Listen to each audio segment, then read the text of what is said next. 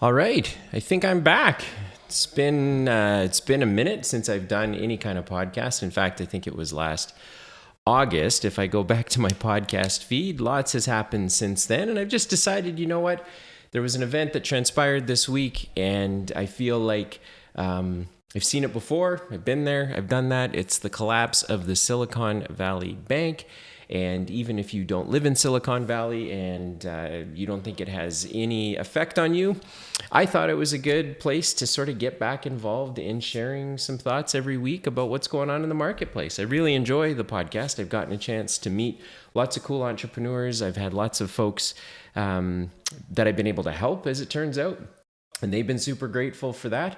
And so I thought, you know what, with the event of Silicon Valley Bank, because it mirrors a couple of other things I've seen, I thought, you know what, this is a great time to jump back into the podcast game. And lots of things have changed in my life since August.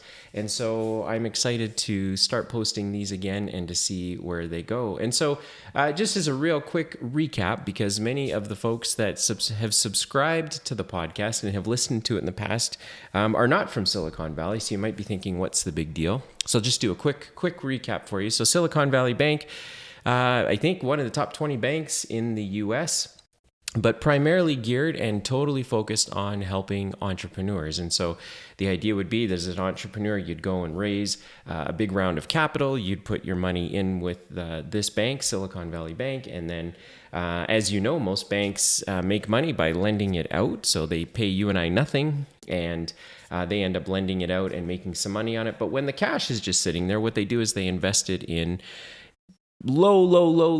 supposedly low risk investments like government treasuries and bonds and mortgage-backed securities.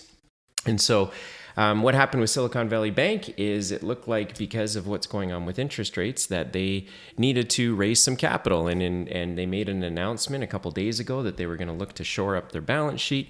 And what that resulted in was the market going, something's wrong with this bank. And they've been around for 40 years, so it's not like they were a brand new, super sketchy bank or anything like that.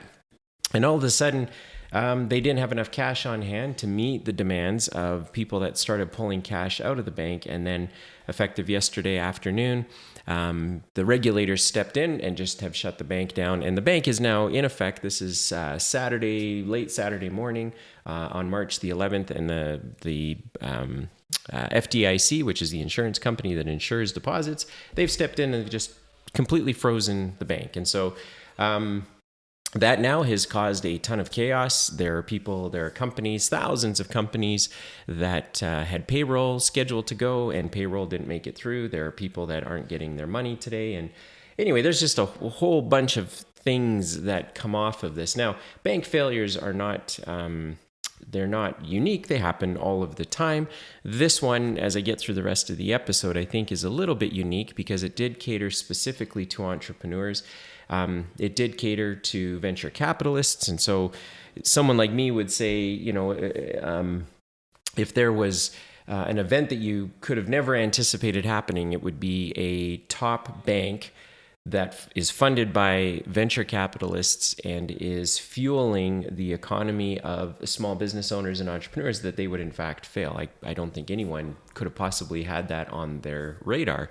And so I just thought, again, it was a good point for me to jump back in. At my stage and age of life, I have seen these things before, and I know that there are lots of entrepreneurs that are younger than me that haven't been through something like this before. So I thought this was a good point to jump off and bring to the attention of business owners that there are things called black swan events. In fact, there is a book I've read several times. I know lots of entrepreneurs have read it as well, and it's the called Black Swan by Nassim Nicholas Taleb. He's a prolific dude. He's got an interesting theory. The book is a little bit nerdy, but the basic premise is that the things that cause the biggest shifts in our lives, but he was a trader and a business guy, so he was looking at it from the perspective of the economy. But if you extrapolate it a little bit, these black swan events are typically events that shift our lives or make a major set us down a different course that we couldn't have possibly anticipated. And kind of The easiest thing to illustrate that would be, I think he made the comment that in the United States, this was before 9/11 when those planes flew into the building, that no one in government, no one in the marketplace was considering that an airplane could be used as a weapon. Sure enough, it happened. And now, thanks to that event, there are new policies, there are new laws that were written, there are new things that have happened now at airports. And so these are black swan events. The Silicon Valley Bank collapse, some people are saying it's not a black swan event, although I would make the case that for younger entrepreneurs that have never been through any kind of a difficult moment in the marketplace, this for sure is a black swan event for them. The last black swan event I was a part of was the financial crisis. That was back in 2008, 2009. I was just over 30 years old when that happened, and I had never seen a market collapse ever. And I happened to be running one of the largest independent mortgage brokerages in our country, dozens of agents doing deals, and literally overnight, we couldn't get mortgages funded anymore, and the entire credit market froze up, and there's nothing anyone could have done to prepare me for it. And so my hopes today on today's podcast is not necessarily to prepare you for a black swan event, but rather just provide what I have taken away from some of the events that I've been a part of that have helped me continue to move forward every single day. And so what does the collapse of Silicon Valley Bank mean for business owners? It means, first of all, that I think first, black swan events are real. And if you're an entrepreneur that, as I said on numerous podcasts before, if you've never been punched in the face, if you don't know what it feels like to have a very difficult moment in your business, part of these black swan events are they're normal. That doesn't mean that they're easy. That doesn't mean that they're simple, but they are in fact to be expected. When you run a business, when you take on the risk of starting a business, and as an entrepreneur, you take people and resources and you put them together and you hope to solve a problem in the marketplace. And if that problem is sharp enough, people will pay money to have that problem solved, and off we go. So it's normal that things are not always going to work out as planned.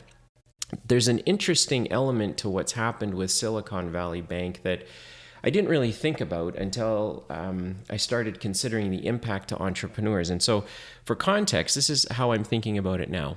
I'm 45 years old, and it wasn't until about a decade ago that entrepreneurs could go out and raise money in massive amounts in advance of them having any kind of results. And so to provide kind of a crass example, I would say, when Henry Ford created the Model T, he didn't have $20 million sitting in the bank as cash waiting to be deployed into his business to give him runway to make sure he could pay his bills. That was something new that I have witnessed with what happened from the birth of sort of the social media technology space. When you look at the arc of what happened after the internet, when there was the .com crash, which I very, very clearly remember, there was this new thing that happened, new to me anyway. I don't know if it can be substantiated or not, but all of a sudden, all of these companies, and we're talking tens of thousands of companies, just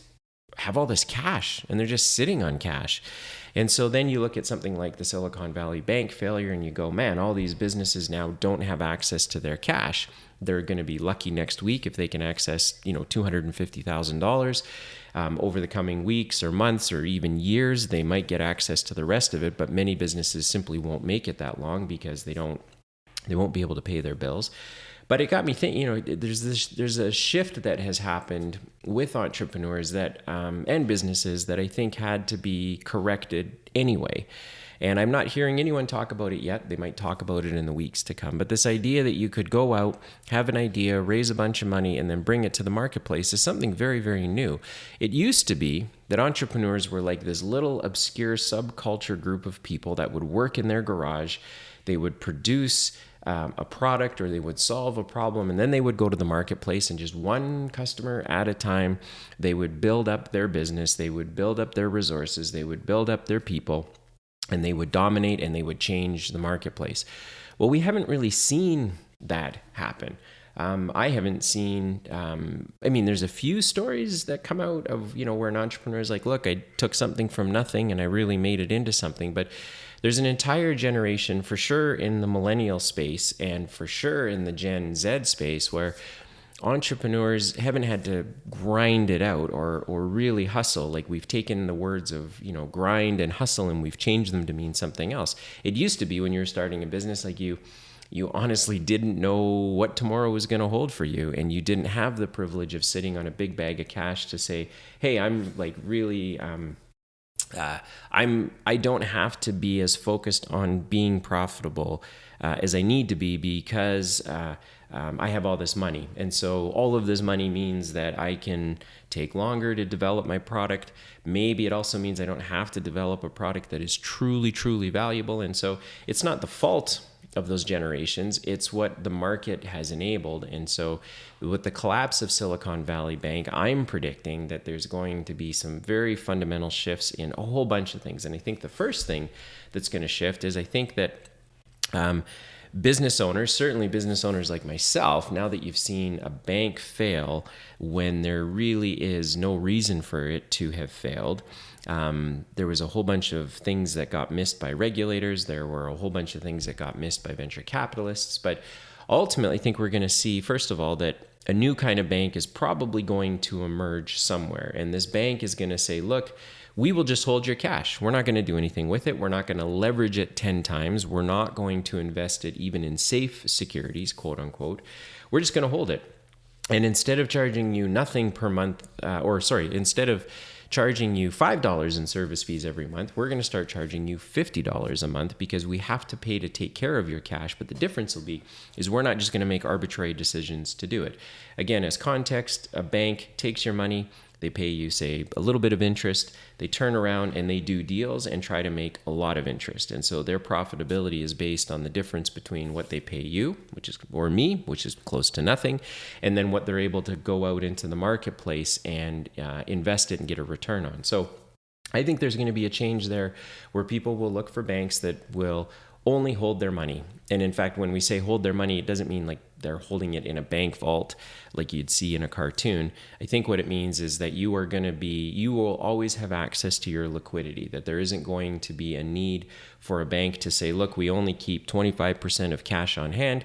I think there's going to be a whole change to banking. I mean, we saw it with airports after 9/11.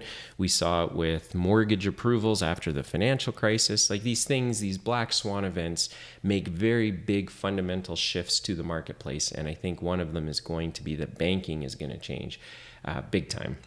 And I think it'll actually be just common people, business owners like you and I, that say, look, we don't want to have to worry that we cannot access our cash. So you're kind of left with one of two options. Either you're going to go and get massive lines of credit and only run your business on credit, or you're going to be a better steward of your cash and you're going to say, we're only going to have small amounts of cash. If we're sitting on piles and piles and piles of cash, then that means we're not doing a good job investing it.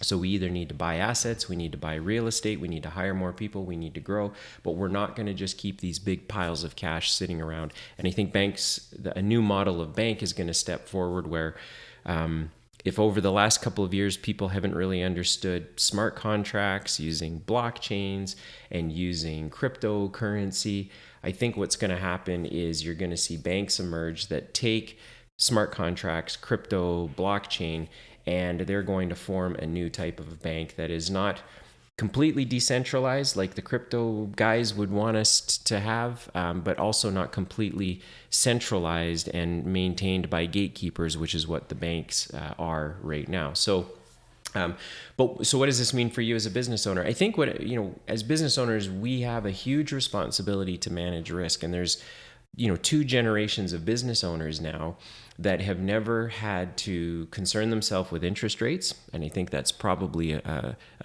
content for another podcast episode, which is this rise in interest rates we've witnessed over the last year. So 2 generations of business owner have never had to come to terms with the fact that money isn't free. And their businesses really were only profitable because money was free. In a normal, historical operating environment, money isn't free. And as a business owner, when you make the decision to borrow money, there's a cost to that capital. And then as a business owner, you have to decide, can we get the cost of that capital covered? And can we leverage it into something that provides us with a greater return? So business owners have to manage risk really, really well. And that means anticipating what could go wrong in your business and then having a plan for it. Many just run-of-the-mill business owners like me, we don't do any kind of forward looking in our business. We run our business day to day. Most of us have lines of credit where we know if anything significant were to happen, we can just dip into our line of credit and everything's going to be okay. But these black swan events, if that's how you run your business, these black swan events can have a detrimental effect to your business. And the reason why that's important is because as business owners, we are charged with building healthy, stable businesses that provide an opportunity for people to use their skills and their talents to earn an income. And that's philosophical. That's what I believe at my core. I don't believe everyone's meant to be a business owner, just like I don't believe everyone's meant to be an employee or on someone else's team. But being a steward and being a leader means that you've got to be able to manage the risk in your business. And if you're not managing your cash flow on a week-to-week basis, if you're not considering the top 3 things that could negatively affect your business and then have a 1, 2, 3 plan for them, then it just means when these black swan events come along, you're not going to be able to deal with it. And human nature will dictate that we only deal with the problems that are staring us in the face, and we don't look to try and worry about the things that happen in the future. And I think there's maybe, a little bit of credit to that, but I don't think that,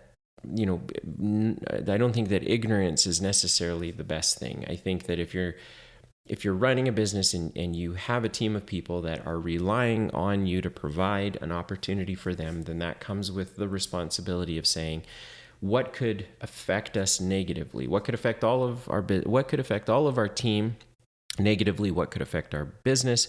And just a simple way to think through that is maybe just on a pyramid basis. You say, what things in the market could affect our business?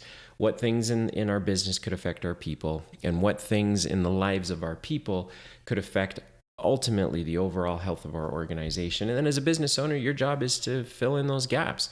And if you don't want to do that, you don't have to, but it just means when these black swan events come along, or not even black swan, any negative event comes along that you weren't planning for. It doesn't even have to be an unknown one. It just has to be one that you didn't think was going to happen, but did. Then you get wiped out. And then that's hugely tragic, because the only thing that we have as business owners to create value from is time. And we use our time to do that. We collectively take the time of the people on our teams that we lead, and we try to create value off of that. And so if all of a sudden you've run a business for a bunch of years and you decided not to manage it very well, and then that business doesn't survive, well, you just blew up all that time and most likely don't have anything to show for it. And I think that's really tragic. So I think business owners have to manage risk. I think there's 2 generations of business owner right now, Gen Z and millennials, that don't have any context for what it means to be borrowing money, much less have an event that really kind of knocked them back. There's an expectation that money is free. And then because of the last decade of what's happened in Silicon Valley en masse with technology companies, there's this idea that you can just go out and raise money. You don't actually need to create value. You can just go out, sell an idea, give up some of your company, and get a bunch of dough. What I find really interesting about the collapse of Silicon Valley is it's not going to just, in my opinion, I don't think it's just going to affect business owners, and there's going to be just a ton of business bankruptcies because of this. I think it's actually going to affect venture capital. I think venture capital, like these venture capitalists had money in this bank as well that they can no longer access. And I think this idea that venture capitalists have been able just to invest money, park it with businesses, and get a great return, maybe we see the end of that. Maybe we go back to this idea that if you want an investor in your business, that investor is going to ask some very basic things like, are you profitable? Have you created value? Do you have customers that are paying you? Do you have control over your burn rate? And I think that's a positive thing. It sucks right now because if you happen to be one of the businesses that now is coming face to face with interest rates, is coming face to face with the fact that cash can disappear. This is not good news for you. You'll get to the end of this moment for sure. A year from now, you're not going to feel the way you do today, and there's certainly some carnage ahead of us. And I guess we just pray to God that this doesn't create a bank run for other small banks that are around the country. In the US, I'm in Canada, but in the US, this might create a bit of a bank run, because now it's going to negatively impact people's psychology. So they're just out of pure fear.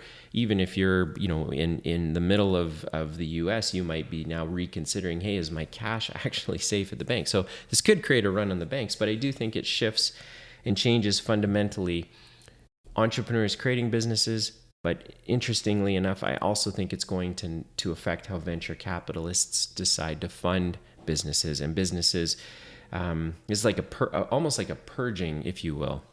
We've seen the stock market get decimated in the last couple of years because all of these companies weren't able to survive, given what happened with COVID and inflation, and there's just a lot of factors at play there. But the Silicon Valley Bank in particular, if there was a bank that everyone thought wouldn't fail, I'm pretty sure this was going to be the one that everyone would have pointed to. Sure enough, it's failed. It's going to have collateral damage everywhere. So for business owners, this means that for those of you that really care, that you think you take pride in your business, you do believe that you have a purpose, that your business has a purpose, that you have a mission, then this is an event that should cause you to stiffen your spine a little bit, sit back and say, hang on a second, I don't want to see my business get destroyed because of something I can't control. So maybe if those things I can't control are going to happen anyway, there's nothing I can do about that. But this should cause you to say, how well do I really run my business right now? Like, do I know what the top 3 risks are in my business?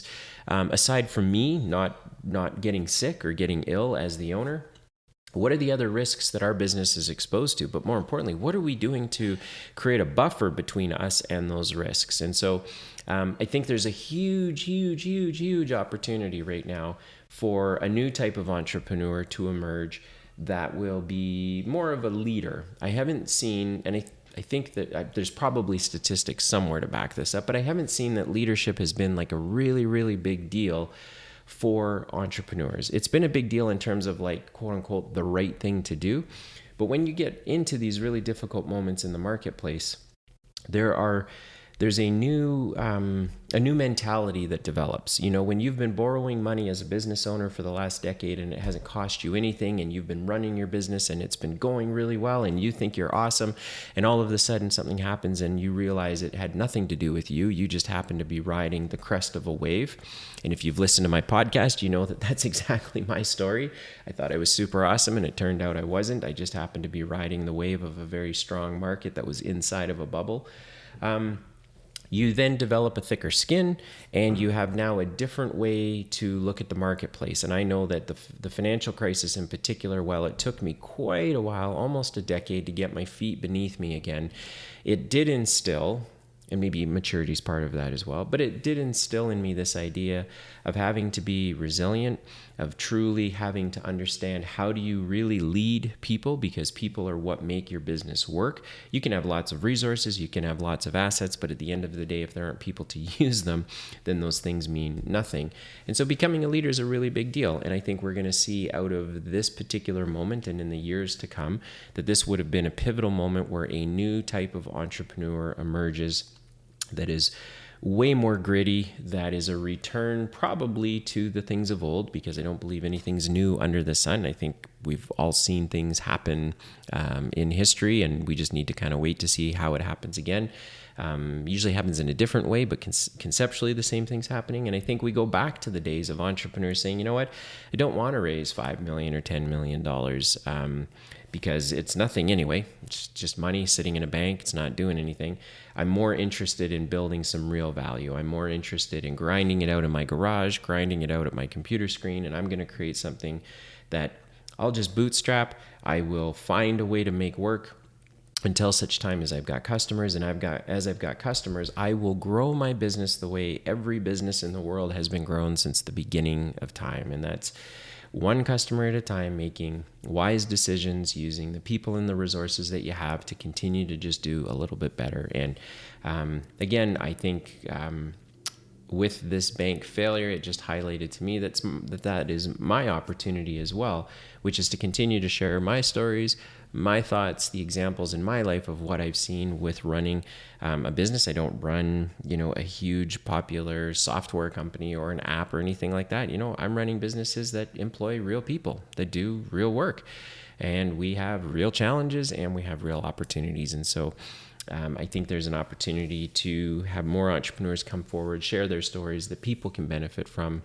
and ultimately build really stable businesses that not only provide for the lives of the people employed by them, but also make a real impact to the community around them. And I think that's, as a business leader, that is our biggest opportunity, is how much impact can we make out there. And so the last little trailing thought I had with what the collapse of Silicon Valley Bank means for entrepreneurs is, what do we do with our wealth? There's this idea that, I'm racing to build cash, and I'm a huge proponent of creating businesses that generate free cash flow. What I'm not a big proponent of is that cash doesn't get used. It's always struck me that if you go back and take a corporate finance course, or you just look at even, the idea of what it means to be inside of a capitalistic society or business model, companies like Google and Apple, they sit on these piles and piles and piles of cash, which to me, if, as a business owner, the pile of cash is two things. I think the pile of cash tells me, hey, we did a good job.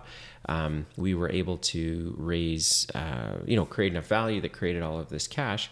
But the thing that created that cash often isn't the same thing that cash gets reinvested back into. And these companies that have a lot of cash oftentimes aren't doing anything innovative anymore. They're not really solving any huge problems. If I look at to contrast it against something else, if I look at a guy like maybe Elon Musk, you go, he seems to be the epitome of taking a win in one idea and then placing it into another idea, and then another idea, and then another idea. And he just keeps stacking his opportunities, and cash is really just the means by which he capitalizes on them. For millennials and Gen Z, I think the example is as simple as Mr. Beast. The guy's not sitting on piles of cash. He keeps taking all the money that he makes from the last video to make a new one, and that's how he grows, and that's how he's making an impact. And we can see the impact that he's having on the community and the space in which he moves. And so, what do we do with our wealth?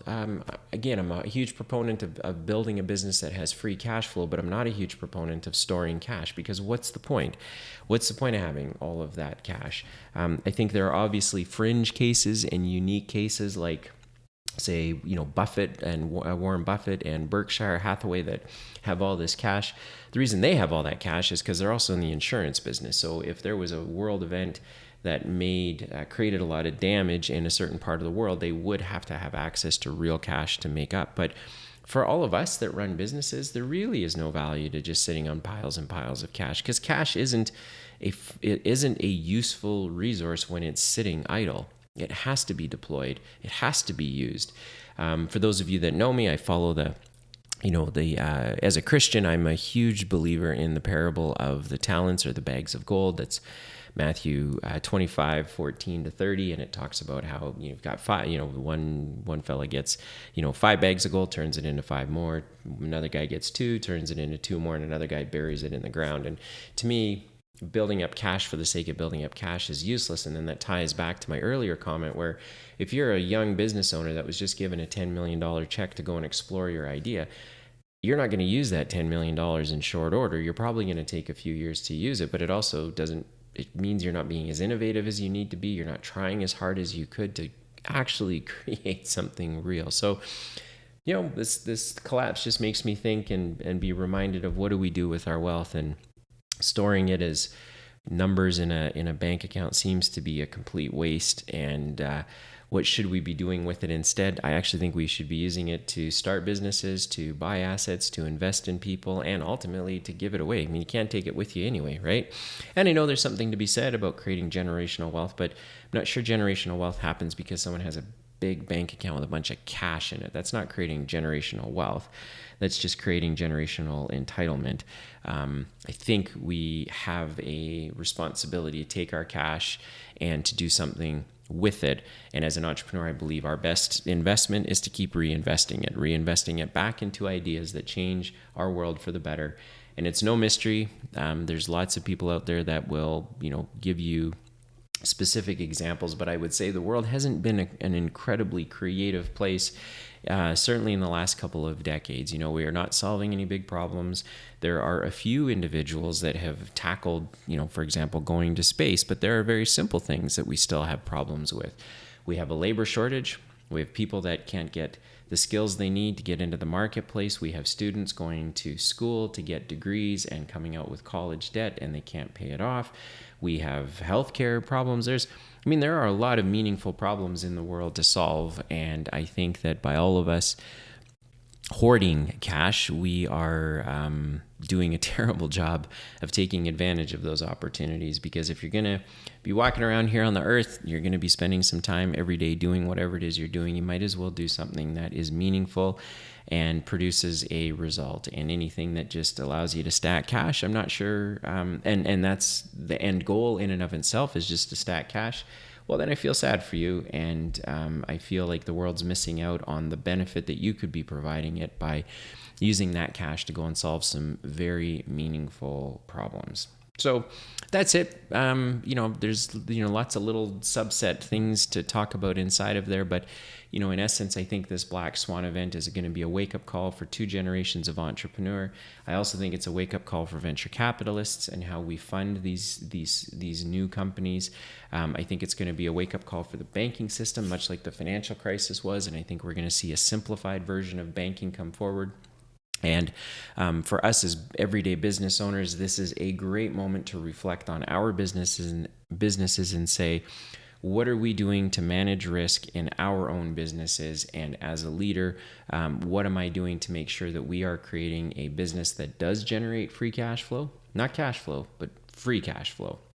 And that's, look it up, Google it. Maybe I'll spend an episode talking about it. But what are we doing to generate cash, free cash flow? And then most importantly, what are we doing with our free cash flow to continue to create a stable business and a healthy business that's going to provide meaningful opportunity for people that have skills and talents and simply need a great place to deploy them. And hopefully those are our businesses. So thanks for tuning in. If you caught the live stream, make sure to subscribe on YouTube.